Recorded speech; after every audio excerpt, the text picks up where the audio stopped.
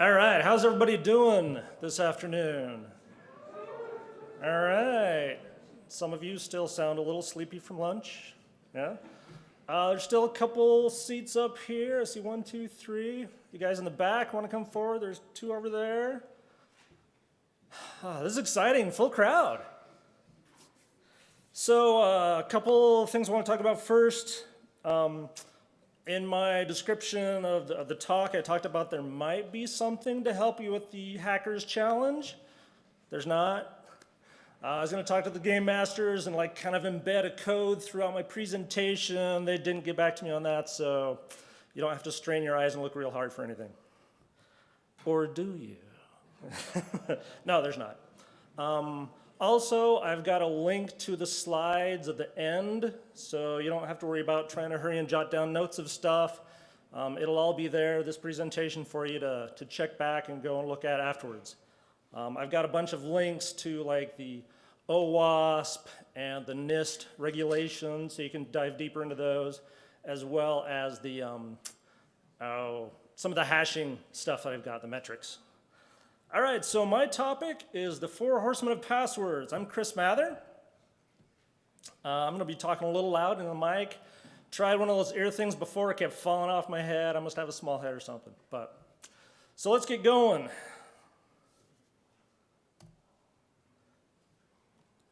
Not the right one. False start. Yeah, there we go. I used the wrong password. All right, so I thought about the same, should I go with like the scary apocalyptic horseman or like from the movie? And I thought, I'll make it a little friendlier. And the color scheme worked well. So we're gonna take the perspective of these 4 different people. You've got the good site, which would be a website that's trying to do their best, like you guys, hopefully. Maybe some of you out there are developers, you're in charge of a site or something, and you're trying to learn, all right, how do I do this the right way? And then we've got the users. They're out there, they're trying to figure things out. They're not always the greatest. Some are on ball, some are not. And then you've got the bad sites. Those are the ones we like read about in the news that they just got breached. None of their passwords were hashed. They were plain text, or they used MD5, things like that. And then of course the hackers. How many of you guys out here are the hackers? Wow, not that many hands. Interesting. Oh, there's one way in the back. So, the bad sites. They use weak hashing, like MD5 and SHA-1. Those are fast hashes. I'll go into more details on those later on. They don't salt their passwords, and they burden the users with password rules. They have a low minimum on their password length. It was funny, 2 years ago when I signed up to do a talk, the login for the SAINTCON thing had a minimum of 6 characters for your password. I'm like, well, I actually included it in my talk. They also have a low maximum password length. Some sites you go to and maximum password is 14 characters. Like, whoa, that's my usual like minimum, come on here. And they get breached. And as we know, those breaches just contribute to the knowledge base of the hackers. They now have a ton more passwords and usernames to go through and figure out what are people using for their passwords. So we're trying to not be the bad side. The users. They use short passwords, like as short as they can, some of them. I remember one time when I had to have a password of 12 characters. I'm like, oh my gosh, I gotta put 12 characters in?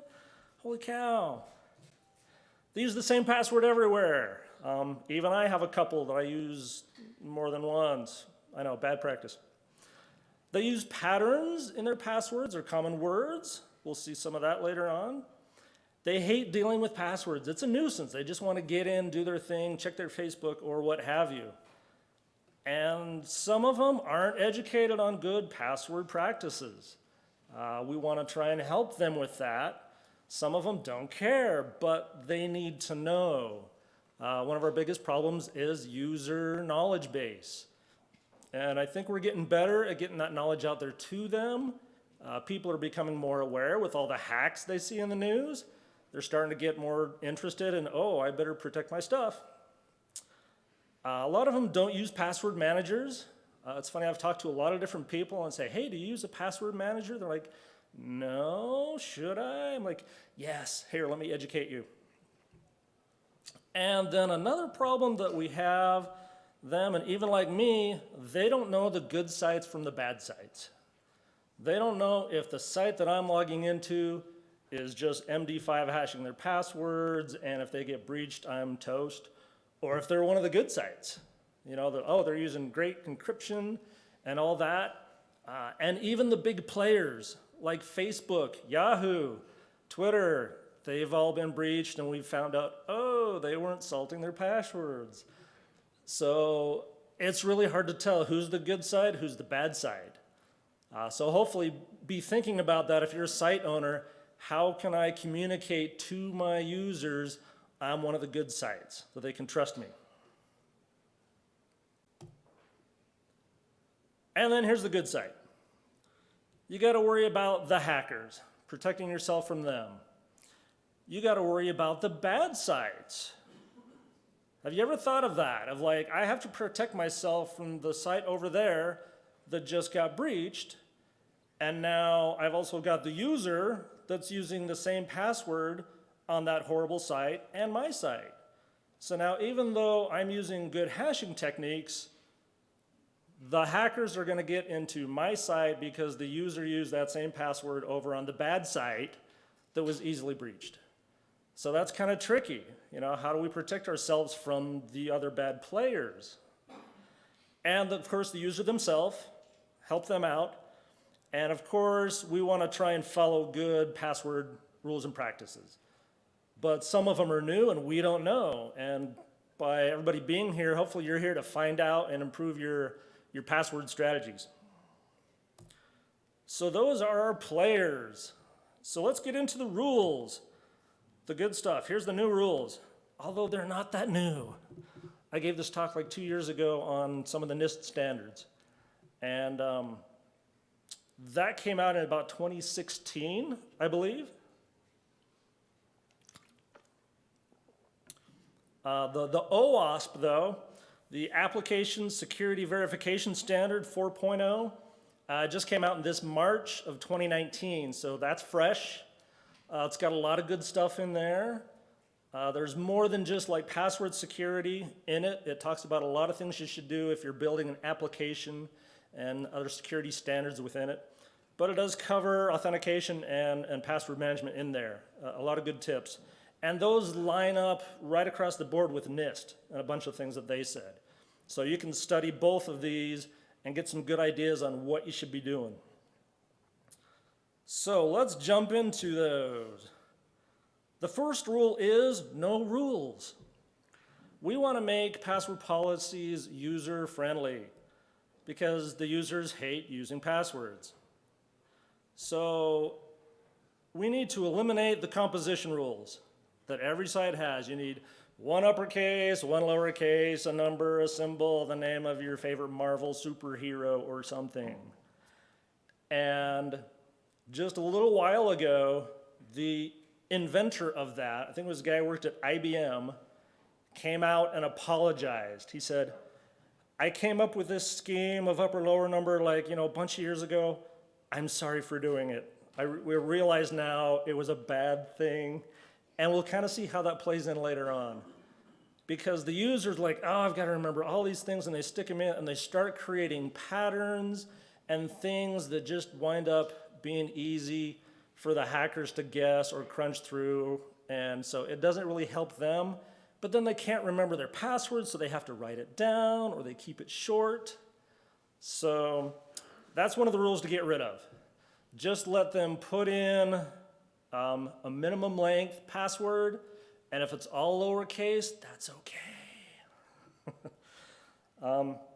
So moving on to the next rules. Allow more characters. You should allow them to put in kind of any printable character they can come up with, especially like emoji. So many people have on their phones now, they'll just plop stuff in and they can throw emojis left and right on their Twitter feeds. let them put it into their passwords. Because you hash your passwords anyway, so any weird coding or whatever in there just gets hashed into a nice string that you can store in your database, so you don't have to worry about that. You can't SQL inject a hash. So here's a great example. This one has Unicode, and it's got Arabic, Chinese, a bunch of other Unicode characters in there, and that just increases the number of characters that the hackers are going to have to put in their machine. They're used to working with about 95 characters they've got to use for their brute forcing. Throwing one of these in there ups the game immensely for them. We'll see the numbers on that later on. Another one, allow a maximum length of at least 64. So I've been to a couple sites where, like I said, maximum length was 14 characters. And you're like, what? I want to go like 20 or 30. There was another site that I went to, required 14 characters, and I had at least 14. I think I had 16. It kept erroring out on me. So you must have. I'm like, oh, I'm counting. Okay, I know I've got at least 14 in there. And then I read it again after 3 tries, and it said, password must be 14 characters long. Not less than, not more than, it has to be exactly 14. I'm like, are you kidding? That's like, yeah, the hackers now can eliminate all the 13s, all the 15s and above, and just focus on that string of 14 long characters. I'm like, you just want to send these guys an email and say, hello, can you change that? But some of these are like government agencies that I've done it with. I'm like, you can't do much with them. They've got all the bureaucracy. So NIST, their guidance, and this is in 2016, said to use a minimum of 8 characters. Does that sound very high? Anyone? Any of you hackers out there, hashcatters? What do you think of 8?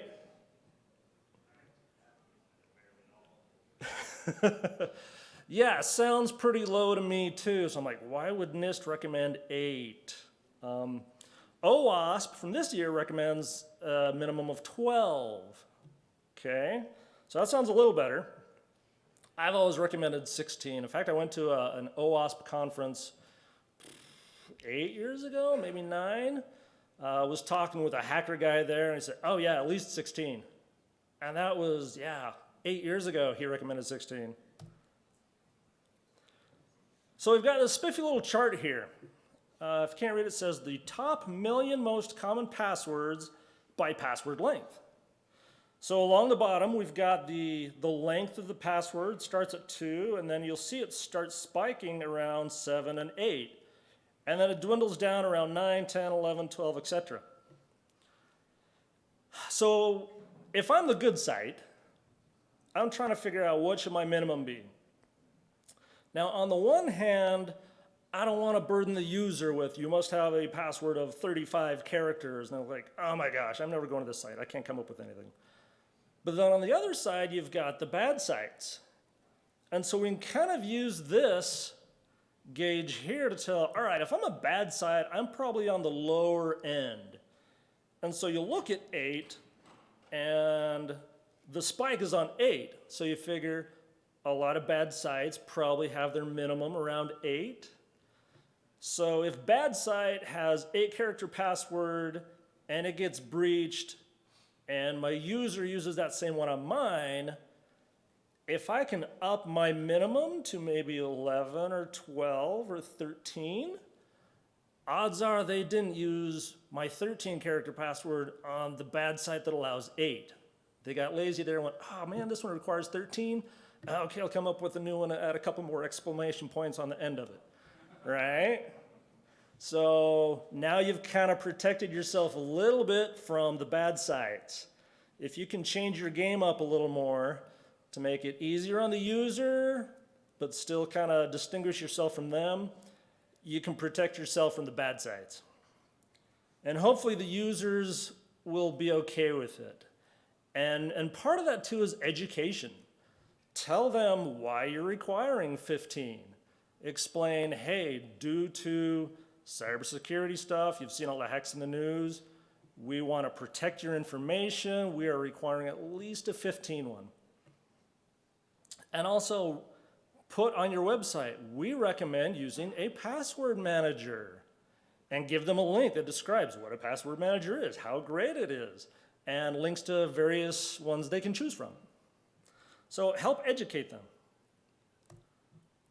I was going to say, likewise on the emoji, maybe put on there, you can add emojis to your passwords. I can see just tons of teenage girls going, oh, smiley, smiley, smiley, heart, heart, heart. Awesome password.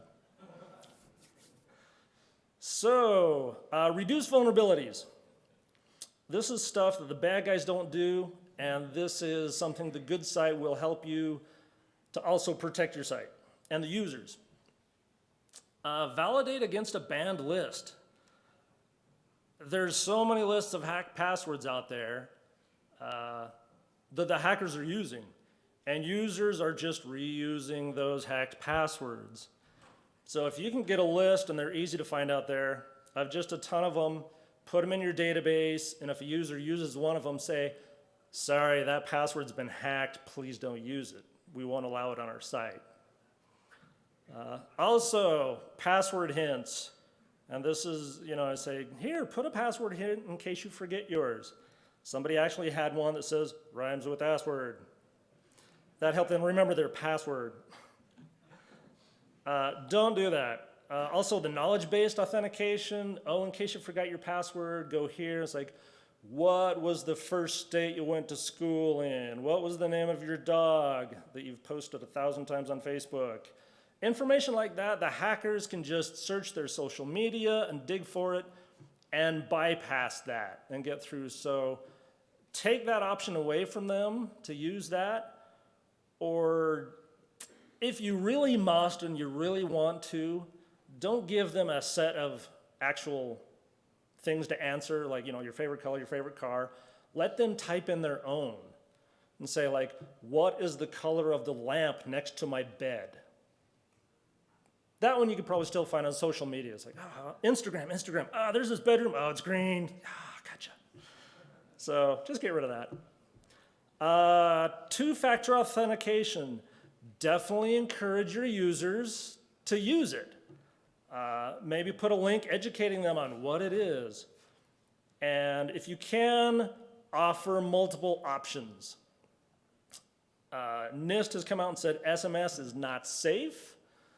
We've seen that in the news. Now with all the SIM jacking, the hackers can bypass that because it sends the text to their phone.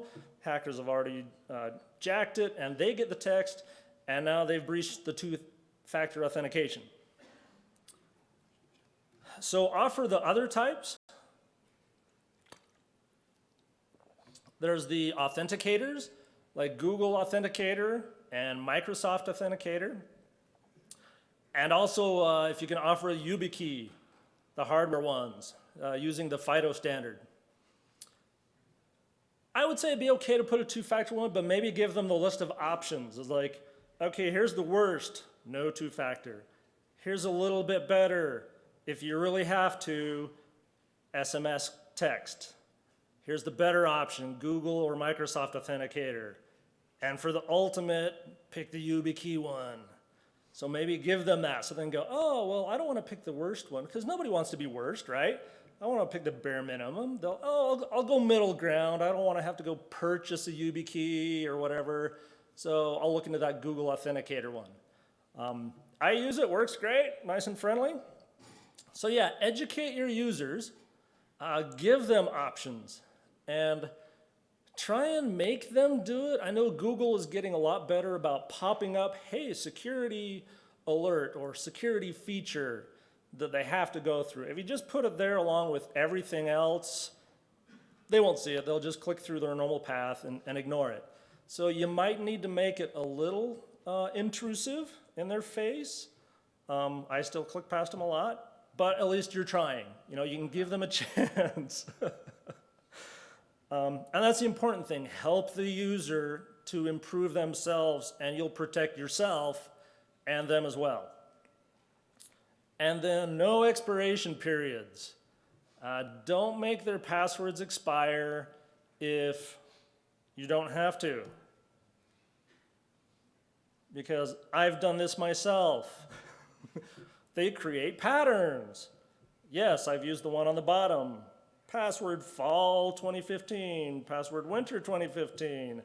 I was somewhere where like every quarter you had to reset your password. So I'm like, okay, well, I'll just winter, fall, spring. And that just makes the password worse because the hackers have learned to figure out these patterns. You just increase the number on the end, like kitty cat, or you shift things around. And so that just creates user fatigue. They're like, change my password again. And you just have to do it every quarter or every whatever.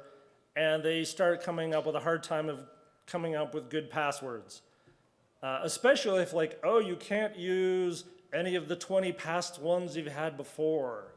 Like after 3 or 4, I forget what they were. So I re-put it in. It's like, you've used that before. I have? No, I haven't. It's like, so get rid of those. Just keep their password, and the only reason to require them to change it would be in case of a breach. You say, hey, you need to go change your password, something's happened. That would be kind of the only reason. Because until then, their password should be good. And just encourage them to use a nice long password like I've got there at the bottom. I don't know if that'll actually last for 10 years with all the quantum cryptology stuff going on, quantum computers, but it should still last for a good long time. So help the users out. Don't put too many rules on them. Don't create fatigue, but educate them. I think a lot of people nowadays, they want the knowledge. They want to be smart, but they don't know really what to look for, what they need to do. You might need to kind of hand hold them through your process. But these are some things you can throw in. A couple other items. I didn't get on here, but they're on the OWASP list. A lot of sites you'll see now, you can click the little eyeball and it'll show you the password. I love that. It used to be like ... okay, back, okay, wipe it out. ... I think I did a shift there. No, denied. There's a great meme I should have thrown in here. Goes through this guy putting in his password. It's like, no, that password is not acceptable. No, this password is not acceptable. And he's like, okay, this is my stupid freaking password, not acceptable. Okay, this is my stupid freaking password, and just starts cursing, and says, we're sorry, that's already been used. He's so frustrated. He's like, okay, how about this? No, okay, how about this? How about this? How about this, dang it? It's like, no. Help the users out. Give them that little eyeball that they can click and go, okay, yeah, oh, I missed the exclamation point there, or what have you. Also, OWASP mentions having password meters help them with their strength. Those are kind of, I don't know, funky because it's not the best judge. There's different ones out there that are kind of less. Last year, one of the guys talked about one they have, and it looks at their password, not just due to length, does it have upper, lower, whatever, but it looks at the actual entropy or randomness of what they typed in. And that was their gauge of, this is a good password. That's a little advanced, maybe. Maybe you can find the code for it. I don't know, it might be out there. At least tell them how many characters they've typed up to. That can help and go, oh, okay, I've got about 16 characters or 20, and you feel good that way. So password meter, I don't know what I think about the OWASP recommendation on that, but use your own judgment. All right. So let's take a look at the hacker.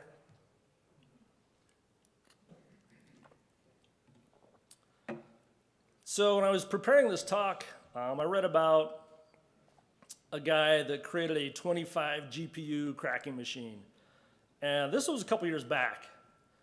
And he used like, I don't know, 1060s or some other lower AMD GPU cards on it. And then I come to SAINTCON on Tuesday. Did we start Tuesday? Tuesday, yeah. Walk in, and they've got this puppy right here. It's like, oh, dude, how many GPUs you got in that puppy? Oh, I think about 25. I'm like, sweet, can I take a picture? It's like, I'm going to throw that in my slides because, like, I'm talking about a 25 GPU machine. Now, he's only got like 1080 only. He's got 1080s and 1070s in this. The examples I'm going to go through are for the new RTX 2080 Ti's to just kind of give you an idea of where the hacker spectrum could be. And you got to realize that the hacker power out there varies. You're going to have the guys that have only got like 3, 4, maybe 5 GPUs. Maybe you've got the guy down here that's got 25. But there's like criminal organizations out there, nation states, they've probably got 100 and etc. more to throw at things.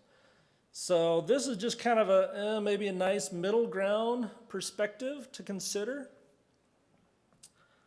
So let's get into the geeky numbers. So what we've got here on the left is the different kind of hashing algorithms. You've probably heard of MD5, SHA-1. There's also the new SHA-2 of the 256, 512 flavor. Now I've got those highlighted in orange because those are the bad ones, at least for passwords, because they hash fast. They were built to do the hash quickly. And when you're protecting your passwords, you don't want that.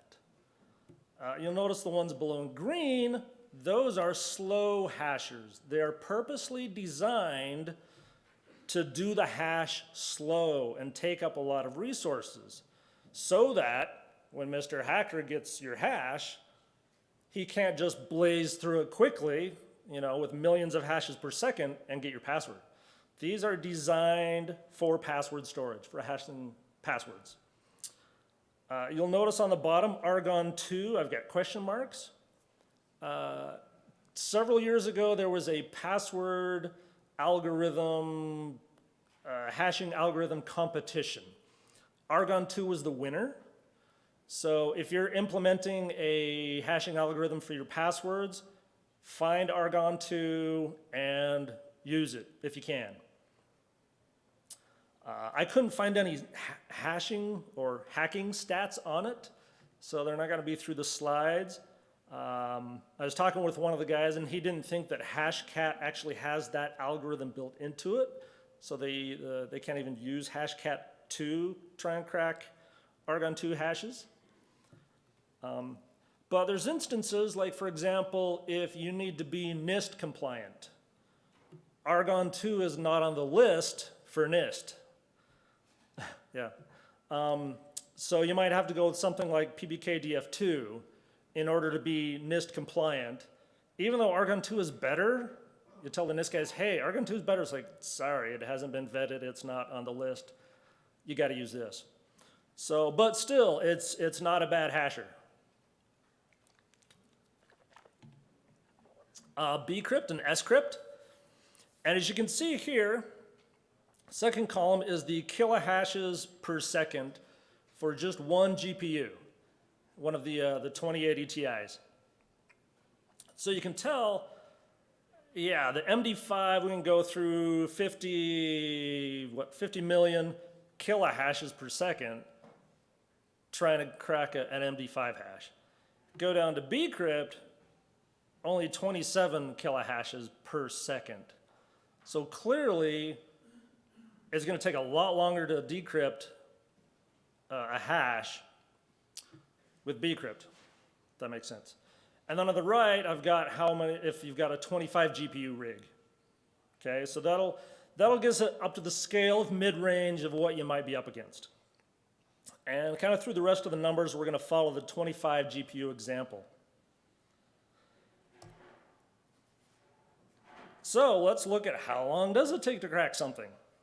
Using these numbers, we're going to take our 25 GPU rig, and we're going to take just an 8-character password, and that's how many combinations, I don't know, whatever the number is that. And I like to make my numbers nice and long so you can see it. You put them down to the exponential notation, and it doesn't give you the same feeling of like, oh, well, is that much different? But when you see the numbers, you'll go, oh, wow, that's much better. And then we've got how many days to crack and how many years to crack. So an 8-character password on an MD5, any of the lower hash ones, they can hack that in less than a day.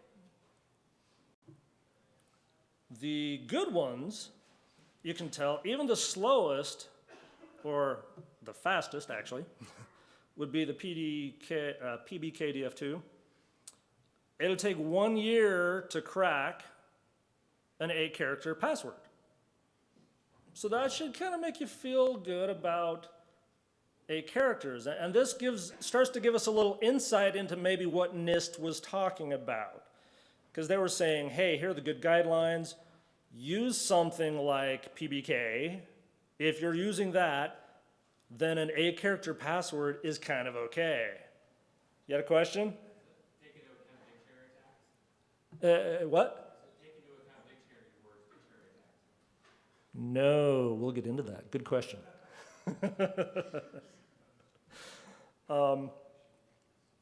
So let's take our example a little further.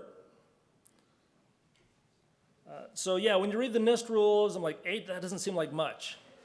But if you're using better hashing algorithms and the other rules, 8 can be kind of okay, maybe on your lower end. But let's expand it a little bit. So up here, you see how I've got ruled 8 and just 8. The just 8 is like double. And the reason for that is it's not requiring upper, lower, number, symbol. And so you can tell by adding those rules, you've cut the number of hashes a hacker has to go through by half, right? So if you allow them to have the password A, it's going to take twice as long to crack that. So by eliminating those rules that we thought were good, and then the IBM guy said, I'm so sorry, it was a terrible rule, I came up with it. We've just increased the difficulty on the hackers because they know that the passwords they have to hash, it's got at least, an upper, a lower, and et cetera. They're following those same rules. And so they've cut out all those passwords that they don't have to try and hash through, like AAAAA or AABBB, et cetera.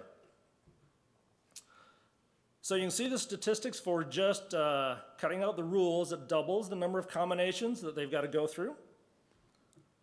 In the example on the PBK, it'll take the cracking time from 1 year up to 3 years just by eliminating those password rules.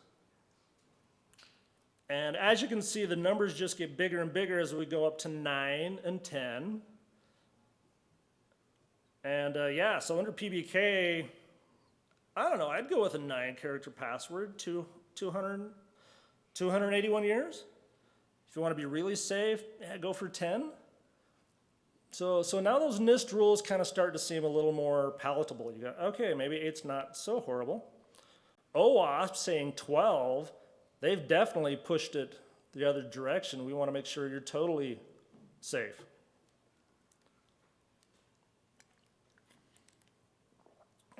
And you'll notice I cut out like the MD5 and the bcrypt just to kind of limit what we're comparing to. So we're taking kind of the best of the worst and the worst of the best to see the disparity between. But then we'll go the other direction later on. So, moving on. Unicode and emoji just blows things up.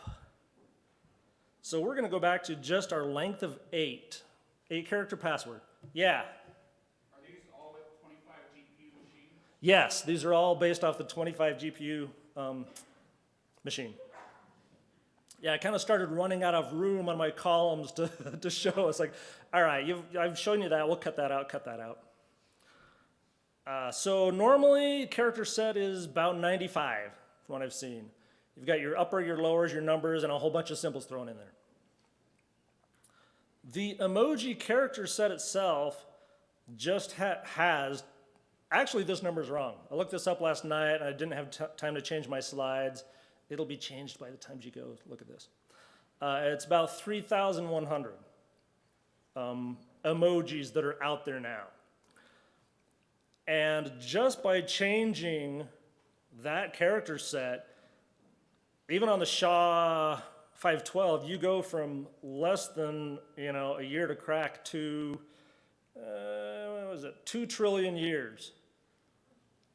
So all I have to do is throw one emoji into my password, and I've exponentially increased how protected that is. Because the hackers, if you throw an emoji in there, they just can't pick from, I don't know, hackers are pretty smart. They'd probably pick the most common emojis and throw that into their library and work with those. The smiley face, the thumbs up, the heart, the whatever. Eggplant? Sweet, put the eggplant in there. But like the princess or the fairy or who knows what, there's a ton out there. Use one of those less common ones. And now the hackers, they've got to put that entire character set into their lineup of stuff they got to grind through. And so that makes it so much more difficult. And now if you throw Unicode in there as well, yeah, question. Are the years to crack, or is that like an average? Is that best case, like mean? Yeah, it's kind of, don't look at these exactly. It's kind of a magnitude, kind of a feel for magnitude. If you look at the statistics that they give you on, like Hashcat to crack a MD5, a bunch of them will show like 4 runs or 6 runs, and then you take the average, because every time you go through, it's going to be a little different. Yeah, so it's not exact. It's going to vary, like you say, but this gives you an idea, a feeling of kind of the magnitude difference between stuff.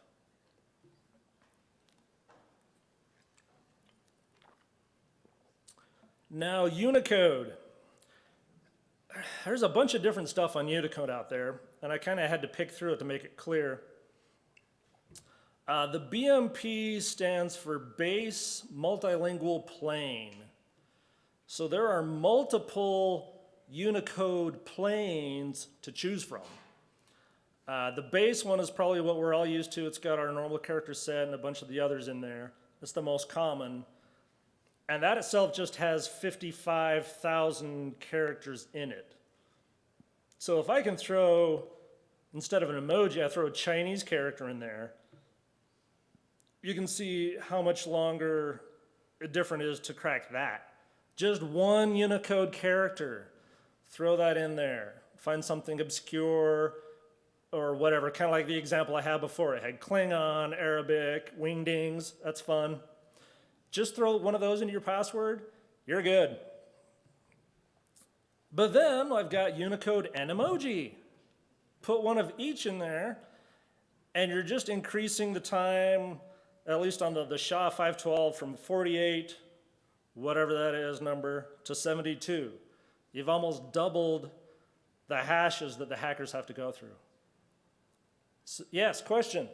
Actually, a comment as far as advice to probably give to consumers adding in the emojis character set. You add the opportunity for people, I know I've done this myself, sharing your frequently used emojis as like, oh, this is funny, look at the ones that shows up the most. That could be used as a targeted attack vector of trying to break somebody. If you've added emojis, I think it's wise to advise people to make sure you're not sharing your frequently used emojis ever, right? Like if you're screenshotting or, hey, Right. look who flips the bird a lot. Exactly. So just comment, because an attacker who's specifically looking Instagram or hunting somebody, they find that frequently used, they can knock that character set right down. Yeah, exactly. Good comment. So he was saying, tell the users, like we said, educate the users. Maybe they use the smiley face and the heart and the thumbs out on all their tweets and posts. So if I'm a hacker and I'm targeting them specifically, I'm going to see that on their Twitter, their Instagram. And instead of me trying to, guess through the entire 2,800 character set of emoji, I'm going to crank that sucker down to, I'm going to just use these 4 or 5 in my character set and get them.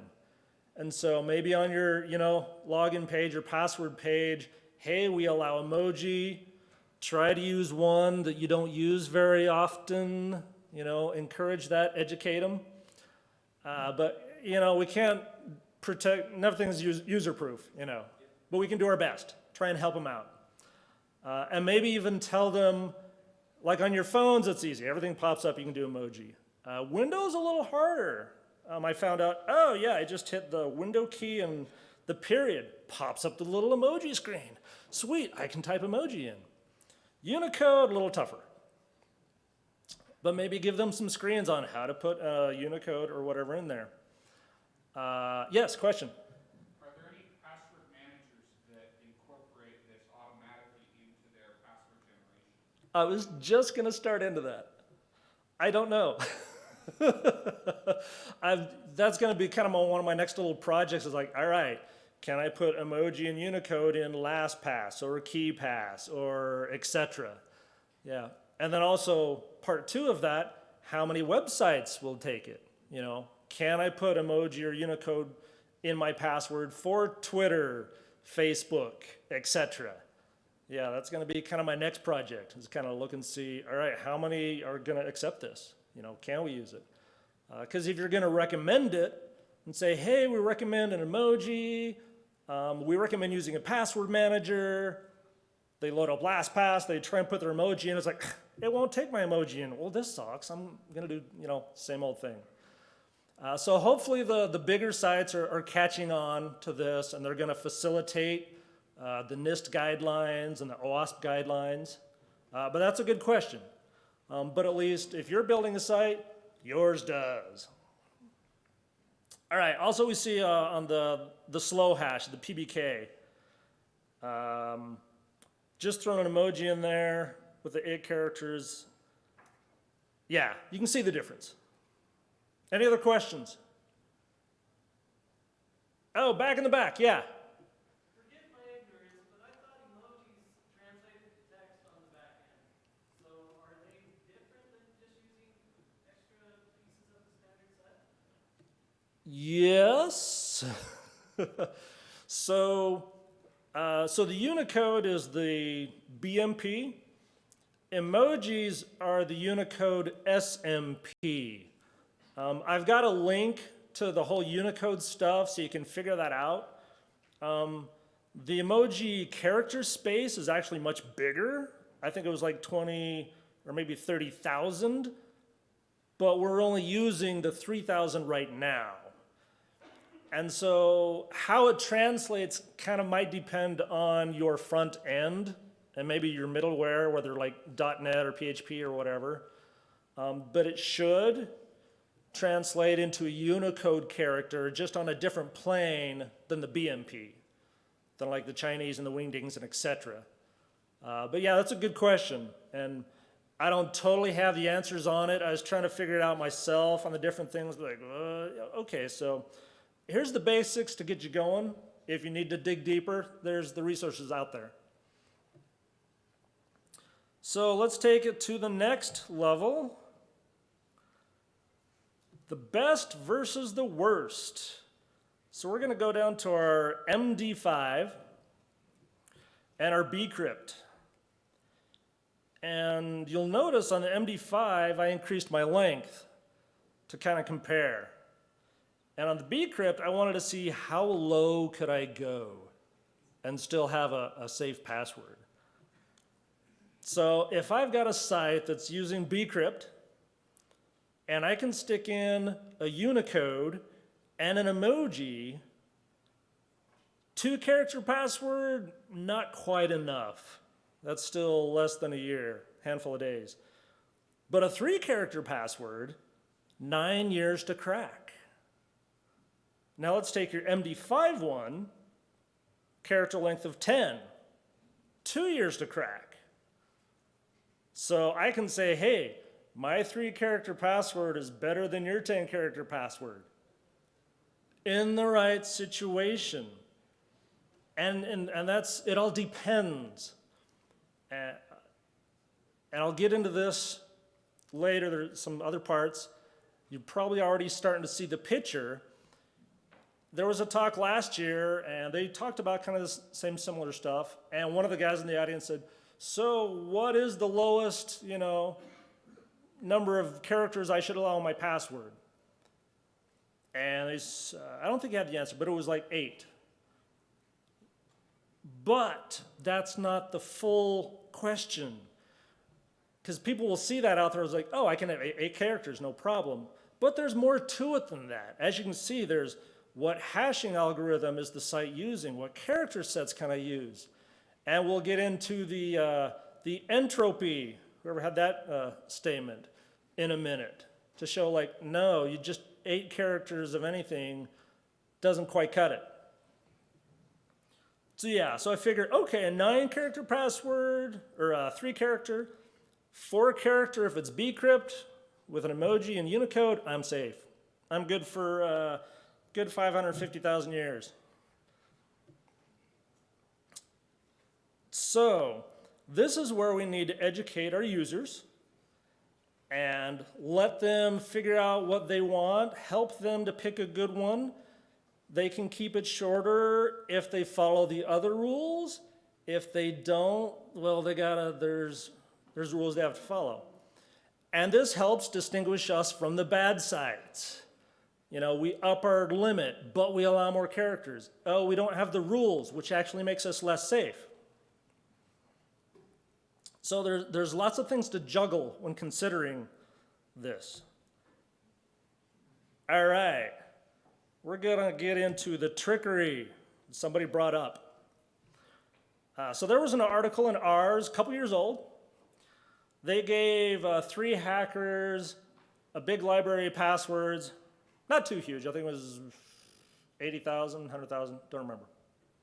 13, maybe 20,000. These guys were using, this one guy just used 2 AMD Radeons graphics cards, and they cracked 13,000 in just over an hour. Now, a lot of them were probably 8-character and, real easy ones. But there were ones like these here on the left. Now those look pretty good, right? Some of them. 16 characters. Shouldn't that have taken him at least 60 years to crack? Based on our stats from before? But it's the entropy, the randomness that got them on this. And so the hackers are smart. I mean, they're not gonna go to all the work if they can take the easy right out. They don't start brute forcing every possible combination till the very end, and only if they want to get a specific one. They will go through their list of top 500,000 passwords that have already been hacked. They'll do those. And then they have libraries of common words and combinations. So they'll start using like a hybrid or a mask attack or combination attacks. One, the hacker was kind of surprised that popped up, mom of 3 great kids. He didn't necessarily have that one in his list, but later when he kind of started switching them up, he had great kids, and he had, I think, mom of. And then by throwing those in as almost a character in themselves, he popped up with mom of 3 great kids. In less than an hour, probably various minutes to just get that one. And so we can see that length isn't king, so to speak. I even said this 2 years ago in my previous presentation, that length is king, but it can't be king alone. Even long characters, if you don't have enough entropy, can get hacked. You're all familiar with the, horse battery staple correct? Bunch of words, nice and long, but I'm sure, that's in the hacker's list. I would say if you're gonna have more, you need at least 3 more words. Because here's another thing, your master password for your LastPass or your password manager. Once again, you want to make it easy for the user and memorable.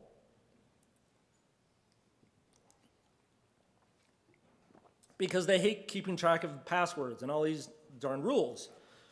So they want to have a master password that they can remember. So we usually recommend something nice and long, a passphrase. Get up in the 20s with your phrase. And that way it can be, I have a blue lamp next to my desk that I got from my mom. Something like that. Maybe put a couple numbers on there. And so we need to pay attention to that and help the user.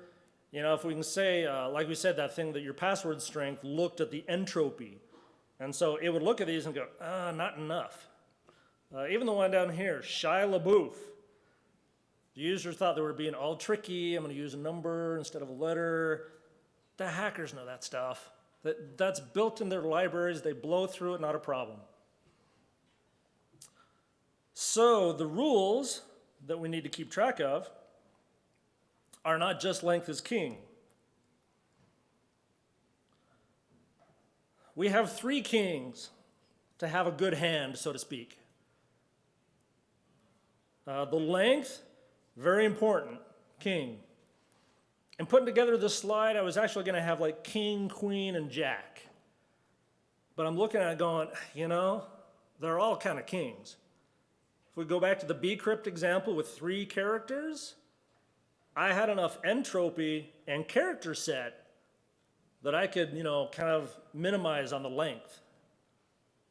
So you see the one on the left, the length, nice and long, probably still going to get hacked because the hackers, the word password is in their list.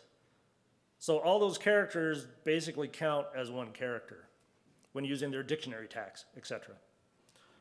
The next one, nice and long, a lot of entropy, probably a pretty good password. Users aren't going to remember that one, but hopefully that's in their LastPass, their password manager for their various sites. And then just to like beef things up, throw in some emoji and characters. That one there, that's not going to get cracked for like ever.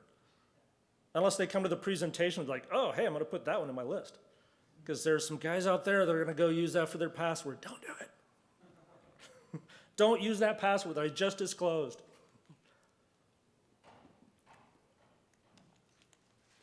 But you get the idea. Yes, question? With the first one, what would happen if you separated the words with spaces? Would it make it any more difficult? Yes, because it would make it longer. They would still use like the dictionary attack on it, but they would have to kind of compensate for, you know, still we saw with the 95 character set, the length, the longer you make it, it does make them go through it, but they might snag you with a dictionary attack or a combinator attack of the password, maybe some other words, but adding spaces, I think it would be good, because it's user friendly. Instead of mushing it all together, like we type normally, this space is space my long password. Put the spaces in there. Your hashing algorithms can take the space character. So yeah, that would help. Might not be totally perfect, but yeah. It adds 1, 2, 3, 4 more characters to it. Makes it easier for the user. What was that?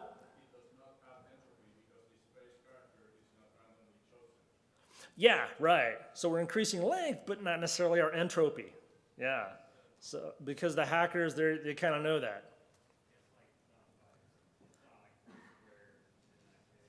Yeah.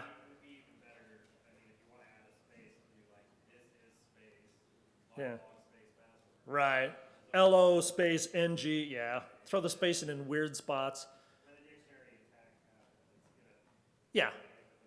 Yeah, they'll kind of blow through it. But yeah, that's a good question. And like we say, it's not just, oh, it makes it longer so it's better. Yeah, but there's if this and if that.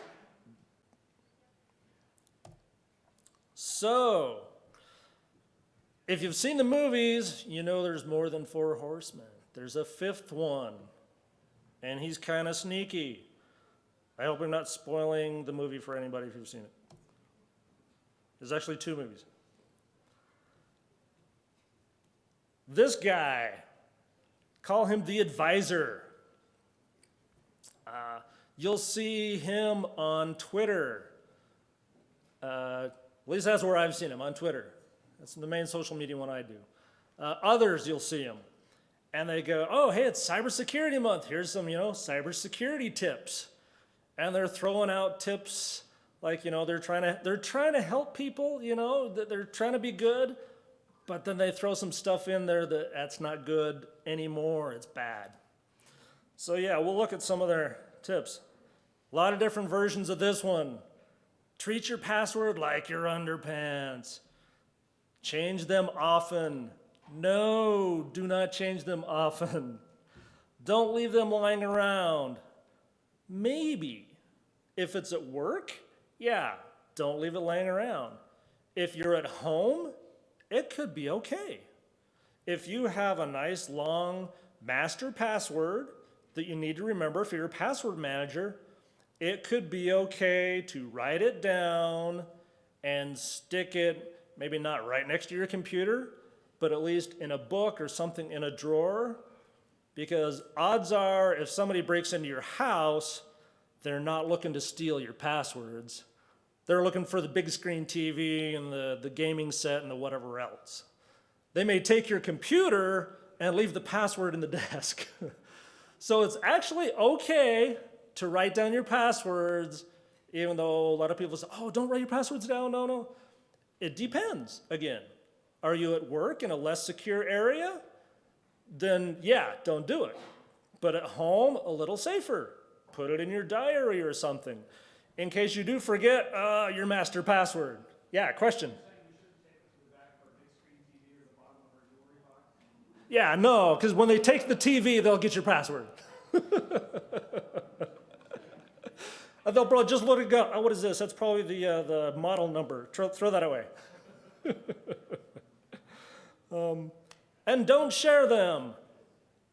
Once again, it depends. Like with my wife, I have no problem sharing my passwords. We share the same password manager, so like that. But other situations, no, you don't give it out. Or maybe you do give it out to a friend for a certain reason, but then after they're done getting whatever they need, you go and you change it. So once again, yeah, question in the back. Don't share them applies to using the same password across separate accounts. Yes. Well, yeah. So if you're using the same password across multiple accounts, first change that bad habit. But yeah, if you give your friend your Facebook, password just for a minute, and then you change your Facebook one, but not your Twitter or your Gmail or your other, then, they can get to that. So you got to be smart about it. Here's another one that I love. Once again, not bad. It's trying to help them know, use long passwords. 7 characters, that'll get hacked immediately. 8, 9, you're a little better. 12-character password, takes 2 centuries. But they're not conveying the entire picture. We've got the first king, but not the second king of entropy. And so users are getting educated, I just make it nice and long and I'm good. Not completely. And so this is also kind of bad. And then here's another one. It's mixed. Create a password you will remember.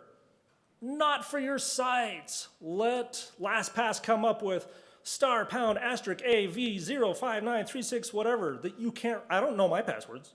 I only know one. So create a master password you can remember, yes. Random words that you know the meaning of. Once again, dictionary attacks. Here we go. Update your password frequently. No, that's a bad one. Characters at least 15. Yeah, pretty good. 2-factor authentication, yes, but not SMS. Don't save your password on the browser, probably pretty good. Use a variety of characters, depends. Bottom right corner, do not use dictionary. You can in your master password if it's nice and long to help you remember it. So yeah, kind of be careful out there. There's some good information and not so good information. Here's the references I talked about, the links to the different sites that you can go to and you want to really research this. And before everybody struggles out, here at the very bottom, whitecapcyber.com/2019 SAINTCON. That's all you need to remember. That'll get you to this presentation. So you can go back and really look up the references and check all these things out. I'm Chris. You've been a great crowd. I've enjoyed doing this. Hope you learned a lot. Any last questions? Yeah. What are your thoughts on SMS over a service like Google Voice if you have the account properly protected with UT and good password? I don't have an opinion. I don't know. Anyone else? Yes.